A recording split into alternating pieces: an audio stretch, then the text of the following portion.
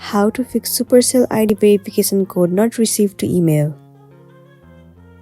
The very first thing you want to do is to head over to the settings of your device. Move into General. Head over to iPhone Storage. In here, you have to search for the application Clash of Clans and then head over to it. You will get to see the option of Offload App. All you want to do is click on it. And then once again click on Offload App. It will clear the cache and the storage of this application. Clearing the cache and storage will make your application run smoothly. It will also remove all of the unwanted bugs. Once it has been done, now what you want to do is head over to Gmail. You have to make sure that the notification is turned on. Also for the Gmail, you have to click on Offload App.